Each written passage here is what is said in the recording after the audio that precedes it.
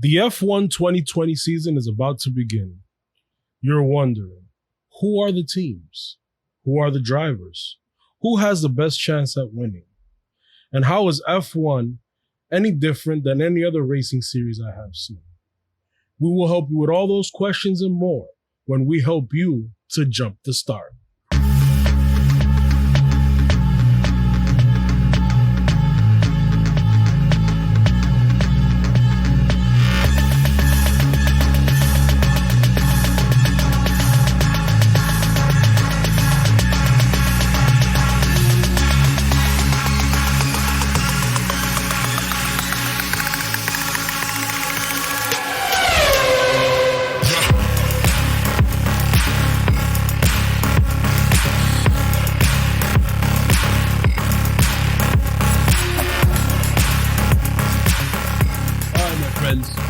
Welcome in the Jump to Start Racing podcast. We're ready to go.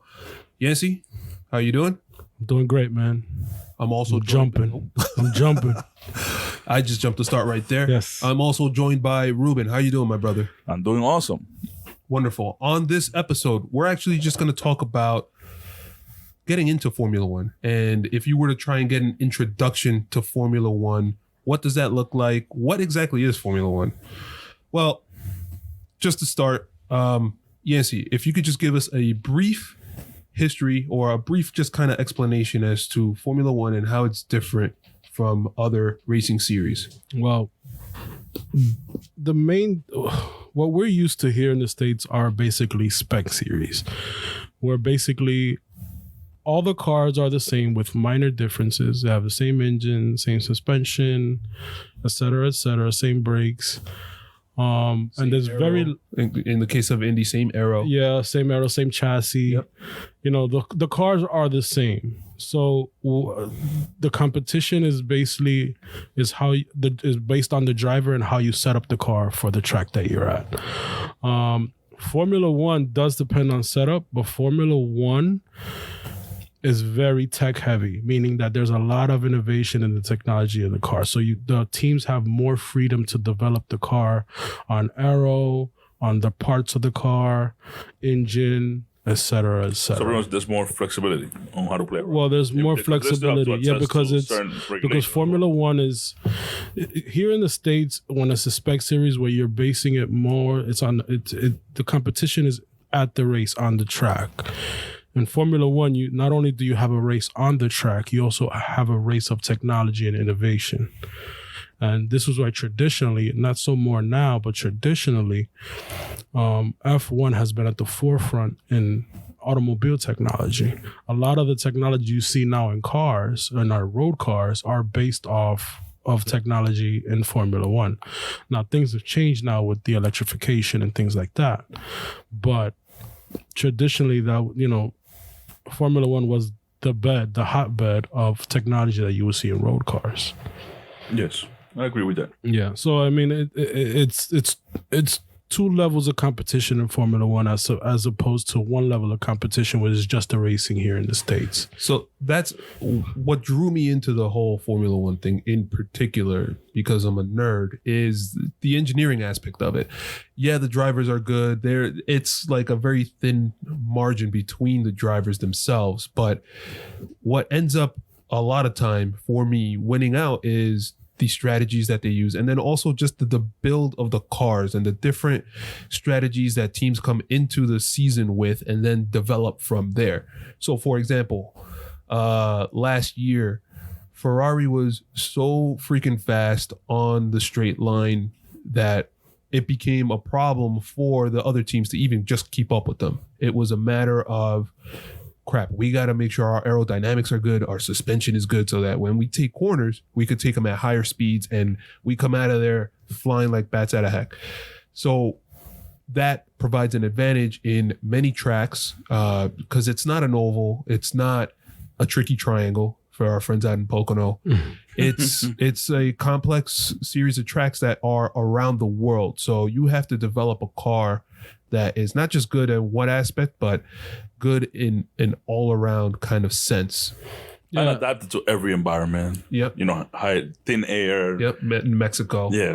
Well, I mean, and that's the whole thing. It's these cars Desert. are constantly developed. So you're never. The beauty about Formula One is that, and it's a testament to the talent of the drivers in the series, is that these drivers know that the car is going to be totally different from track to track. Like, so for example, you brought up the example of Ferrari. Ferrari had a great engine last season, but they also had a lower drag car. Was that the cheating engine? That's the one, yes. The one that broke the rules, yes. I don't know if you call that cheating, but it broke the rules. Not in Ferrari's world. I'm going to keep my mouth shut on that one. But yeah, so I mean, the reason why Ferrari was quick, not only did they have a good engine, but they had a very low drag car. Their aerodynamic philosophy was very aerodynamic. You're not going to get something like that in IndyCar or even NASCAR, where it's standard because everything is the same. Yeah. You know, you're not, again, the cars change from track to track. So, and again, a testament to the talent of the drivers, you literally have to come in and just roll with the punches and try to get that car around the track as fast as possible. Right. So that's at its core, like that's where Formula One is different, right? Aside from that, there are, we'll call them generations of Formula One, right? So we're approaching the end of this generation of Formula One. It's called essentially the Concord Agreement, and that kind of governs the rules that are set for all of the teams to follow. It's an agreement between the FIA, the governing body, and all the teams and everyone joining the sport. So right now we're wrapping up the start, I'll call it, of the V6 hybrid generation. Era. Before that, it was V8s, in which ended in 2014. Yeah, it was the last. Twin turbo V8, right? Turbo V8. No, it was just a straight V8. Yeah. So that also introduces an opportunity for teams to develop their car in such a way that they take advantage. So, for example, in this era of the V6 hybrid, Mercedes has just been so dominant. They've won every World Constructors Championship and every World Drivers Championship because they just had such a dominant car. Prior to that, Red Bull came out as the dominant team with Sebastian Vettel winning 4 championships. And 4 straight. Yeah. 4 straight, yeah. So that is also like a little bit of kind of throwing that into the fire for Formula One versus IndyCar and NASCAR that are kind of, they won't ever change. No, but that's the thing. Like, for example, before, when you had that V8 era, when Red Bull were winning the championships, the heavy development, I mean, there's always heavy development in the aerodynamic side, but Red Bull had such a strong car because they had Adrian Newey designing those cars, and Adrian Newey is an aerodynamic master. So what was going to win you the championship? Guy now? He's at Red Bull still. Yeah, still. Yeah, he's still at Red Bull. So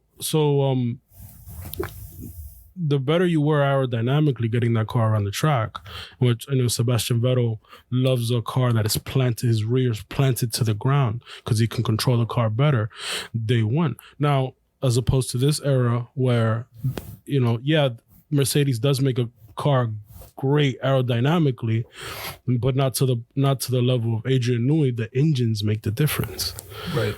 You know? And we were just talking earlier, we're looking forward to the Austria race, but they have a problem. Mercedes, yeah, aerodynamically they're good, but they have problems with cooling their engine, whereas Red Bull doesn't have that. Ferrari. So like there's a lot of wiggle room within these Concord agreements that allow the teams to build the cars that they want. They sacrifice some aspects of the car that are necessary to increase performance in other areas. Some teams get to the level of excelling in certain areas more than the others. Right. And where it becomes some tracks are tailored this team and not favor this team, you know, because of the package they're bringing or the package they're carrying. Yeah, and what's great about that, if all the cars were the same, that would not be happening. You know, what's great about Formula One is that, you know, once you change these rules up, the pecking order changes. You don't know who's the one what team is gonna come out on top. You know, before the hybrid era, Mercedes, they were nowhere.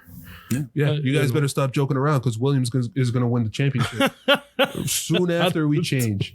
Williams is straight to the top. I hope so. Listen, we don't want Williams to go anywhere, but I don't think they're gonna go straight to the top.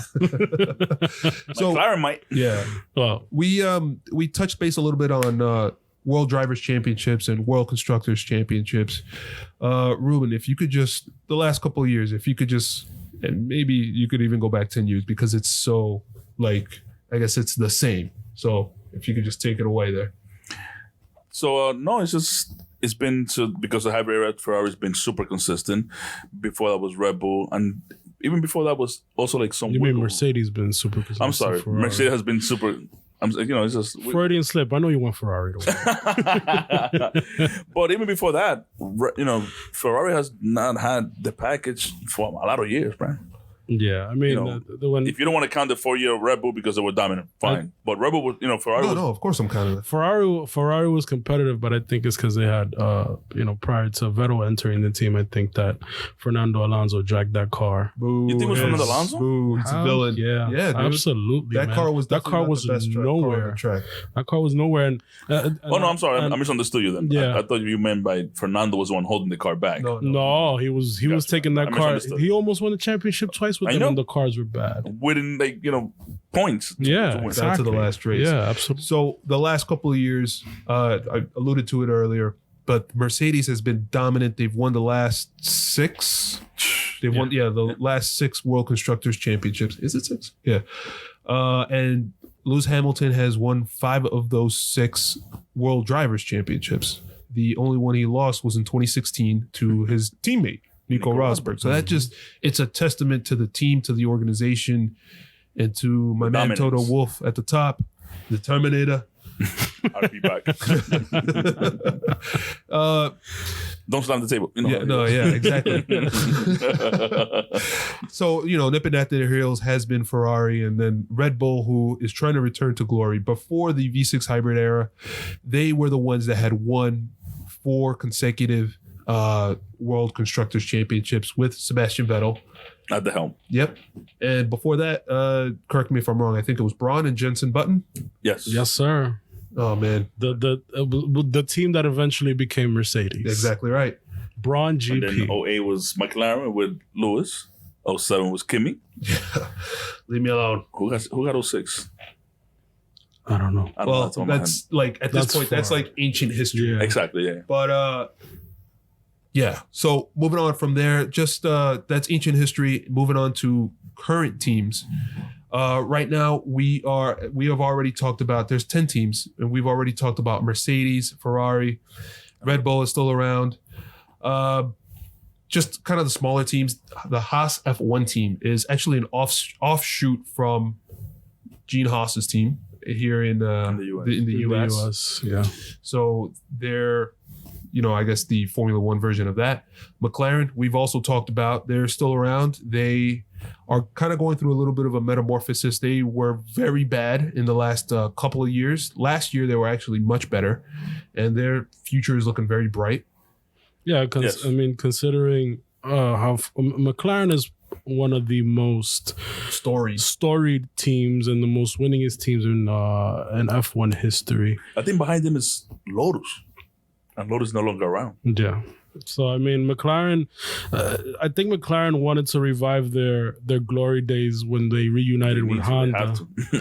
We need them to. When they were winning championships with Senna. But they also won a lot of championships with their Mercedes engines as well, with Mika Hakkinen, Lewis Hamilton. So, I mean, they are going to have Mercedes engines after this season. So, we'll see if they can get back to their glory days. Prost won with them too, no? No. Oh no, they did. Yeah, they did. You're right. They did. Yeah. So taking it back, just kind of going to what Yancey was saying, and also Lauda with the engines. A lot of teams. Well, there's only a couple of manufacturers that produce engines for the sport. There's Mercedes, there's Ferrari, there's Renault, who we haven't gotten to yet, and then there's also Honda now. Mercedes obviously produces for Mercedes, the team themselves. They produce for Racing Point and Williams as well. Ferrari does. Ferrari's team, They also do Alfa Romeo and Haas. And then the Renault currently is doing McLaren and Renault. And Honda is for Red Bull and for AlphaTauri. I feel like I was just a school teacher, like going through. And I'm glad you mentioned AlphaTauri. No, not Toro Rosso. It's because I'm reading it here on the screen. But just to continue the teams, Alfa Romeo Racing, they were formerly Sauber. They're actually very competitive. They didn't do as great last year. I think that's more based, to be honest, on the drivers. Even though we love Kimi, that was not his best showing last year. And Antonio Giovinazzi, he needs a little more seasoning. He needs to be a little more Kimi aggressive. this year will do better because he's more adapted to the car and the system they have there. But I also think that Giovinazzi came on real good last season. So At the end, yeah. I think he just got used to the car. We'll see what happens. That's going to be an interesting teammate battle. He's been around for a while, Giovinazzi. So his turn to shine. Yeah. so there's the Renault team that is actually back in Formula One. They're trying to find their sea legs, trying to get back into, again, their own former glory. We mentioned Fernando Alonso earlier. He had won a championship with Renault. 06. Yeah, Oh, there you go. Yeah, right. 05 and 06. Yes, sir. There you go. We got it. so that's Renault. We had mentioned Red Bull. AlphaTauri is we'll call it the B team to the Red Bull. B team, come on, the sister team. their sister team, but we acknowledge it as, like, I guess their little brother. I guess, yeah, little sister. Stepchild. Yeah. Stepchild. I mentioned Williams earlier. That is obviously, it's got a long history as well. We want them to stick around. Hopefully they do, but they're really strongly right now at the back of the grid. And Racing Point, the formerly known as Force India, bought out by Lawrence Stroll, now Racing Point. Soon to be Aston Martin Racing. Soon to be Aston Martin Racing. Yes, that's sir. right. That's going to be tough.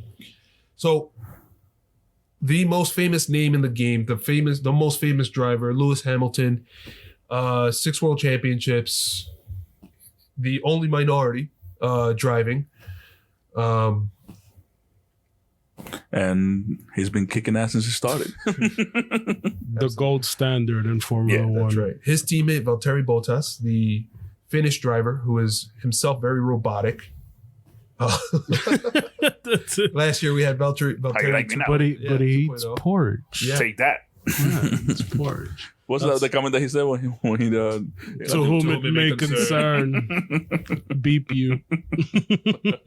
From there, we're at the Ferrari. Sebastian Vettel's with them this year. He's moving on next year. Charles Leclerc, the second-year driver last year, third year this year. He joined them last year, and he did really freaking well.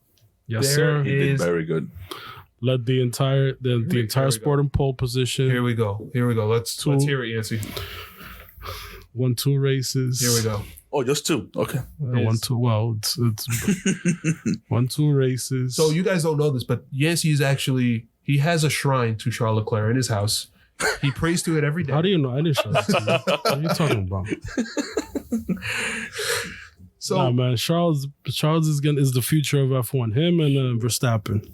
speaking of Verstappen, let's move on. Red Bull, Max Verstappen is their number 1 driver. That guy is, I gotta say, he's probably my favorite driver. He Mad is Max. he's just a talent. He's a bit of a jerk, but you kind of need that edge to win, man. Absolutely. Yeah, Absolutely. He has the edge to perform. Yes. And maybe he decided to show that a little bit. Like, I don't his, wanna- Well, he shows it all the time. Oh, leave me alone. I don't know what I'm doing. What's your question? What's your question? his teammate is Alexander Albon. This will actually be, I'm going to call it his first full year. He with Red Bull. He was with formerly known as Toro Rosso last year for half the season. So it took him some time to get adjusted to the car, but he's doing really well. He would have had a podium if it wasn't for Lewis Hamilton. The few times that Lewis Hamilton makes mistake. I think he went for that gap too quick. Yeah. But A racing driver that doesn't go for a gap It's is not no racing. True. But, being that Lewis made the mistake, it's very seldom that he does things like that. We're talking about Brazil last year, correct? Yes, absolutely. Yeah. Great race. by the way. Absolutely. Great race. From there, moving on down the order, McLaren with Carlos Sainz. The drop. Smooth operator. It's a smooth. So again, Carlos Sainz. Oh, I can't. But the drop didn't work. So his teammate Lando Norris, they are super fun. Actually, a huge change of pace for McLaren. Probably the most entertaining driver pairing on the grid. Yeah. Yeah. I'm happy that Carlos is going to Ferrari, but I'm going to miss that pairing because they're a lot of fun. Do you think because Charles is not as entertaining as Lando, is that going to maybe dial it down, the playfulness that you saw from Carlos? And no, you know what? I think that it's going to be, it will be dialed down, not so much because of the driver pairing, but because Ferrari. Because Ferrari's like a military system. It's like West Point. There you go. Oh my God, the redcoats are coming. Oh my God. But you know what? I think throughout the whole lockdown, I think Charles has shown his personality a little bit more. I love the girlfriend episode. Yeah, I mean that's what I'm saying. Like him with the banana costume.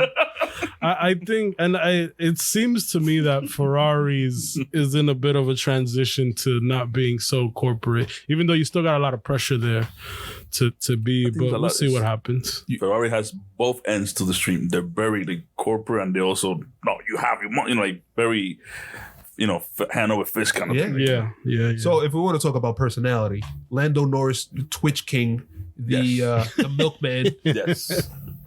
He's the other driver for McLaren. He's going into his second year. He looked pretty good at the start of last year, but he kind of tailed off a little bit. But we expect that he'll be able to continue improving. He'll grow. I think he'll grow. Absolutely. He'll grow into it. He's a quick driver. I think he'll be better. Super young too. Yeah, absolutely. So he has time to. Yeah, and I think a lot of his results that he was on pace to get good results last season were due to mechanical issues or stuff with the car. So I think he'll be better this year. So keeping on that personality track, Daniel Ricciardo, Renault, he the surfer dude, or I don't know what you want to call him, Captain Shuey, the Honey Badger. Yeah, the Honey Badger. I think that's the best name actually. On the entertainment purpose, he's the man. Absolute jokester. When he was with Red Bull, the overtaking master. That's another thing. On the track, this guy performs. Like he overtakes anything. I want to see him again in a top team where he can actually next year, hopefully. 2021 McLaren. Whoa, that's a big statement there, buddy. You'll see it. Yeah, once they get that Mercedes engine, we'll be in good shape. His teammate, he's probably the most fun driver to watch on the grid. The guy, if you give him a good car, he's gonna overtake everybody. Remember what was it? The track Hungary? Like 2 years ago? No, that was China. Dude, China. He had the fresh tires. They did it twice last year. They did the double stack pit stops. Yep, dude. I gotta go home and watch that thing. That year he did it twice. He did it in China. That's where you just sometimes you just have to. He made the comment. Lick the stamp and send it. Yeah. He was passing Bottas, and he's like, "Get a girl, get a girl." Freaking talking to the car, get a girl. Dude, I'm pretty sure I went home. I watched that. Oh man, I watched that several. Oh, it was amazing. Yeah, if you wanna watch a race that will really entertain you, and it starts slow, but out of nowhere, this madness just happens. It's China 2018. Yep. Watch China 2018. And it's on YouTube. It's everywhere. So. Yeah. His teammate, Esteban Ocon, back into Formula One. He was out of it for a year. Before that, he was with Force India, formerly known as Force India. We'll see what we get from him. He was okay when he was in Force India, but he was it Force India or Racing Point on the point? It was Force India. Yeah. Speaking of them, Sergio Perez, the most underrated driver on the grid, for sure, leading the pack for Racing Point, formerly known as Force India. His teammate Lance Stroll, who just, I don't know, he needs to get it together. But do you think that if he has a bad season, they'll get rid of him? They'll get rid of him? No, I don't think so. Daddy Dearest owns the team. Dad owns the team.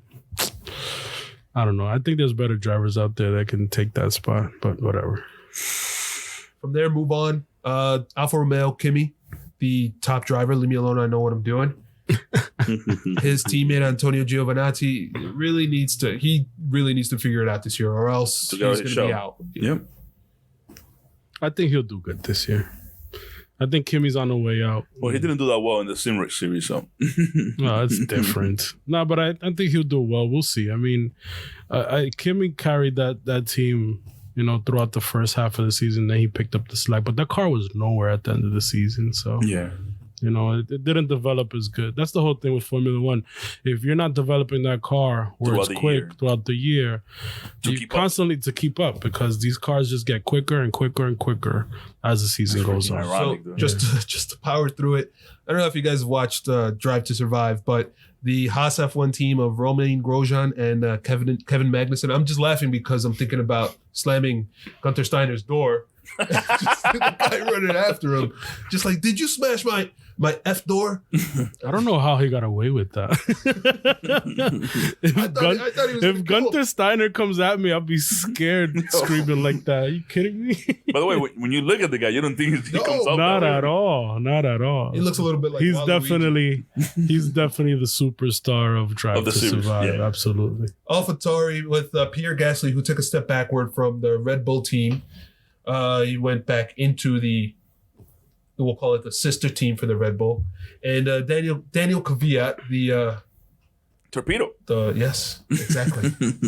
He had you crashed into me like a torpedo.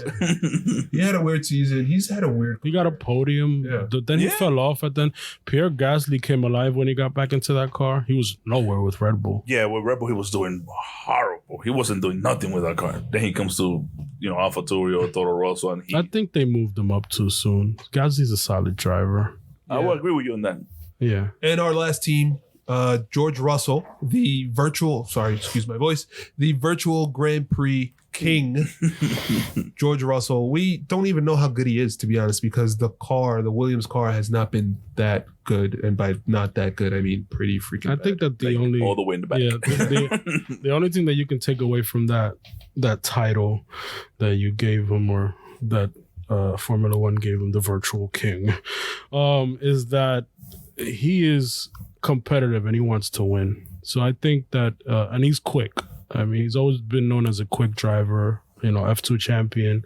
If you get him in a good car, which I think eventually he'll be in a Mercedes, he's going to be a force to reckon with. The last driver to wrap it up is Nicholas Latifi, I don't want to say it's a pay driver, but it's a pay driver. He's a rookie. Yeah. He's a rookie. He's coming in. This will be his first season. Boys, that wraps up our intro to Formula One. I hope this was somewhat educational. From here, we'll do another episode after our race review. We'll launch another episode just kind of going through some of the mechanics and how to watch a race, so that, if you're new to the series, you understand what to look for and how to digest the information that the announcers are telling you and what you see on the screen. That sounds very good, I think. Yeah, mainly we all need to know that. Yeah, absolutely. Boys, anything else? We're about to wrap up. Anything else to touch base on here? I can't wait for the season to begin. I'm ready to jump the start. Yep. So, guys, thanks a lot for listening to the Jump the Start podcast. You can catch us on everything: Apple, Google Podcast, TuneIn, Spotify, iHeartRadio, Stitcher. You can even watch us on YouTube. Make sure to subscribe, drop a like, 5-star rating, please, 5 stars. Yes, sir. Make sure to comment on YouTube, and we'll be sure to interact with you. Thanks a lot. We'll catch you next time.